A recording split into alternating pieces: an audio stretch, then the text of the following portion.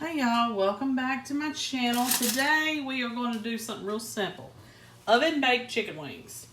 So you can probably use the chicken wings that are sectioned in the big bag, but I'm just using regular old chicken wings with the tips removed. I've already got those set aside, patted dry, and the tips are removed. We're going to work on the seasoning mixture that's going to go on them. So you're going to need a couple tablespoons of olive oil. You're going to need some baking powder.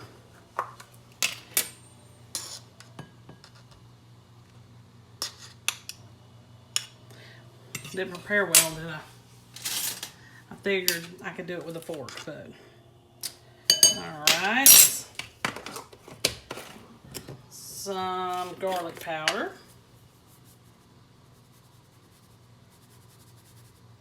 I'm putting a little bit extra wings in there. You're only supposed to do like 1.5 pounds, but I'm going to put a little bit extra. So because of that, you're going to see my measurements are going to be exaggerated just a little bit. Some paprika. Some onion powder. Uh-oh. The onion powder is starting to get to where it's got moisture. It's humid Alabama heat. Alright, got that. We're going to do some pepper. Some salt. And a little bit of cumin.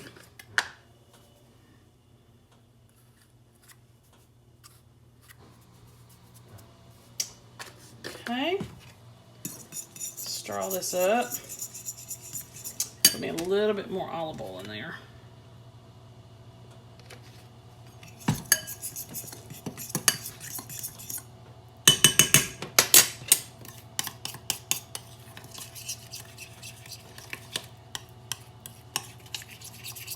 I just hope this is enough.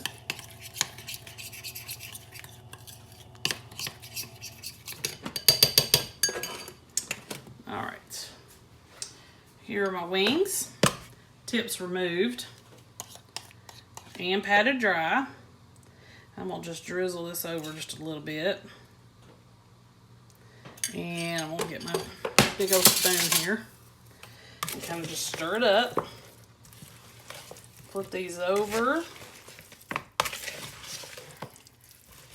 May make them again and probably triple or quadruple the seasoning.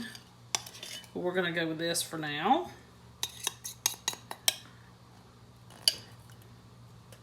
Now you probably could let this just kind of marinate, but I'm just going to go ahead. My oven's preheated to 425, and I'm just going to go ahead and stick them in there.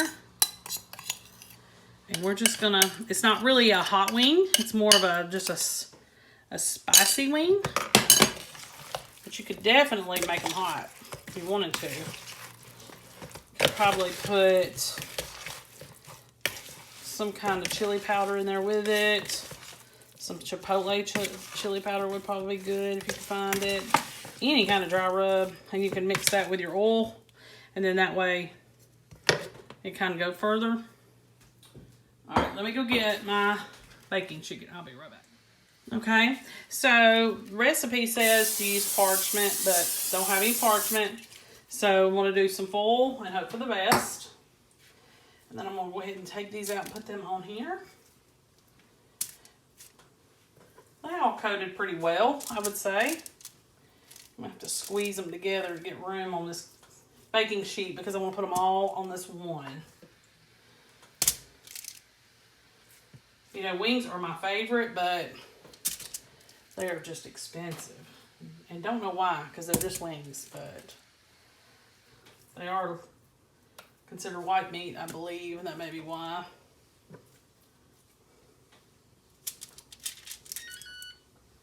That's my oven saying it's ready.